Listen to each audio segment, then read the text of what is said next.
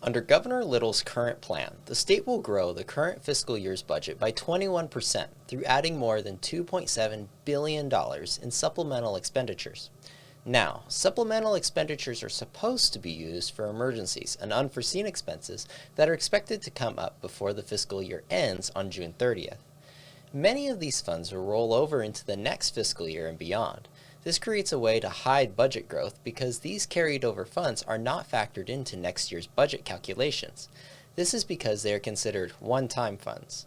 To illustrate, supplementals are like getting an advance on your paycheck. You need money ahead of when you're scheduled to have it, so you get money you anticipate having later to cover costs now. The difference here is that the government will continue to get their regularly scheduled paycheck on time without having to pay back what they took as a supplement for their early spending. The use of supplementals to deceptively slow budget growth in the 2024 fiscal year was a common theme throughout week 4 of JFAC. Some of the most wasteful examples of this can be found in budgets for the courts, the Department of Parks and Rec, and the Office of Mineral and Energy Resources.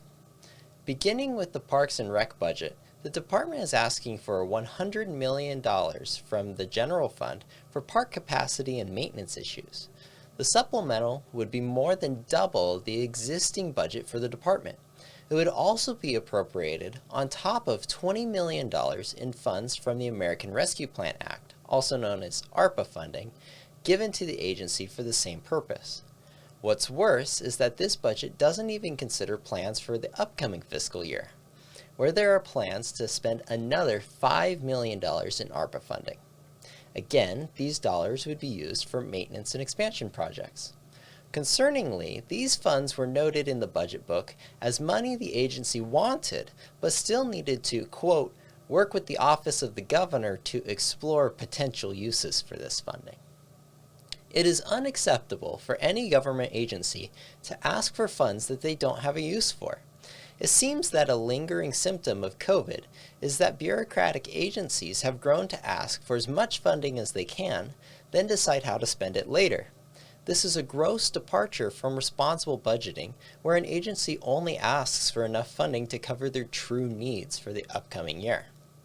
This ex post facto method of budgeting has become quite systemic, as the Division of Court Operations proved in their budget presentation this week.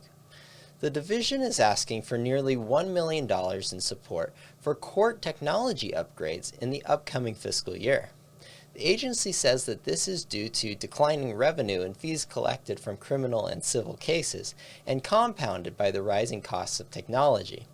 However, the agency is already flush with $20 million in cash from ARPA that was appropriated last year for this very purpose. The agency is even asking for carryover authority for these funds because they only spent 2.6% of them. In fact, they only recently outlined how they would spend the rest of these funds. There is no reason why the remaining funds of the $20 million in carryover authority could not be used to fill a $1 million gap. One final example of outrageous use of supplementals can be found in the Office of Energy and Mineral Resources. This agency has a habit of asking for supplementals to fund new entitlement programs to subsidize Washington, D.C. initiatives. This year, they are asking for a $15 million supplemental for the purpose of issuing energy efficiency grants to, quote, local government, critical infrastructure facilities, nonprofit organizations, and private entities, end quote.